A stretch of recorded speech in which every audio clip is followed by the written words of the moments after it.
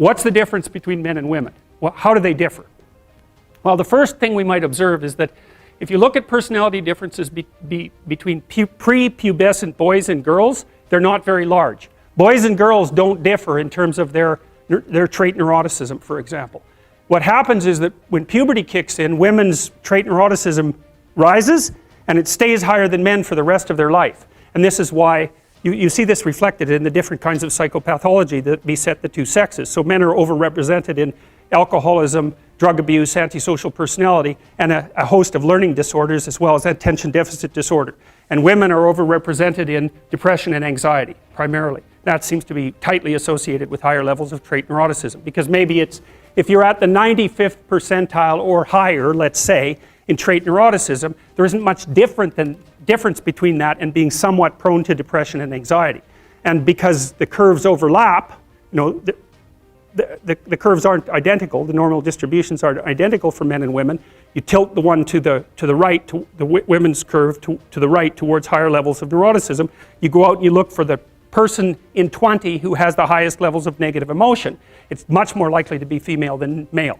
Okay, so let's see if we can figure out why. So I'm going to tell you some things, basic differences between men and women, and you can tell me what you think about it if you agree or disagree. Okay, first, size differential emerges between men and women at puberty, right? Because boys and girls are roughly the same size and roughly the same strength, but men get bigger at puberty when the testosterone kicks in, and more importantly, not only do they get taller and heavier, but their upper body strength is much higher.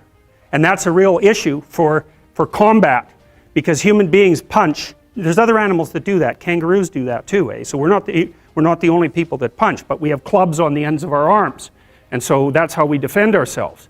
And so if you have a lot of upper body strength, especially across the shoulders, and you're heavier, then you can step into the punch and it's a lot more devastating.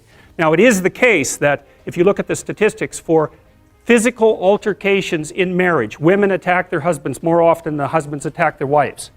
Well, you think, why is that? Well, let's assume that there isn't any reason other than both people in a relationship can get upset, and the women know that if they hit their husbands, nothing's really going to happen, right? Because if you're a woman about that high and your husband is, say, my height, unless you hit me with an object or something that's sharp, the probability that you're going to do me any serious damage is pretty low. You might hurt me, but if I do the reverse and hit you, and I really hit you, and so the reason, at least one of the reasons why women can be more physically aggressive in minor ways in a relationship is because everyone knows, the wife and the husband equally, that the consequence of the physical aggression is much more limited. So men do more serious damage to women, but women are more aggressive in relationships. So that's interesting. So okay, so there's a body size difference that's important, a strength differential that's important. Next thing, I think, so let's assume that the reason that women are higher in sensitivity to negative emotion is because the world is actually more dangerous to women, right? Because that would be the most logical reason why there would be a sex difference in something like fear or sensitivity to punishment. Well, first there's the danger of physical altercation. Second, there's the sexual danger. So women become sexually vulnerable at puberty. And why do I say vulnerable? Well, it's straightforward. It's because the cost of sex for women is way higher than it is for men. And it certainly has been throughout our evolutionary history. Because if a man has an unwanted sexual encounter, well, then he walks away and maybe he's persecuted by the state or prosecuted by the state for it. But if a woman has an unwanted, unwarranted, or incautious sexual encounter and she ends up pregnant, then, well, in traditional societies, you're just done. And even in modern societies that are rich like ours, I don't have to go into that. It's big trouble. No matter what you do about it, it's big trouble. So being more nervous about that makes perfect sense. But then here's the last thing.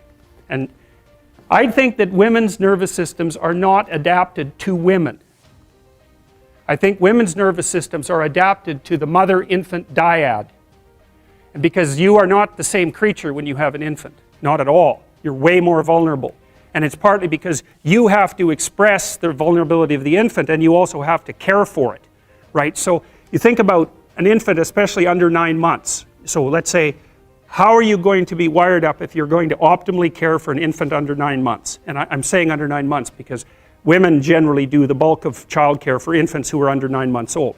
And part of the reason for that, there's a whole host of reasons, but part of the reasons for that obviously is that they breastfeed. But imagine what you need to be wired up biologically in order to care for an infant. First of all, they're very demanding, right? Because they're completely helpless, and they're demanding 24 hours a day, and it's quite a emotional load. And an infant under 9 months is never wrong, right? What you do to an infant under 9 months is when they're in distress, you always respond. You never tell the infant, get your act together and stop whining, right? Which you can do, say, to a child that's 18 months old. You can start having that sort of conversation. But under 9 months, it's like nothing is the infant's fault.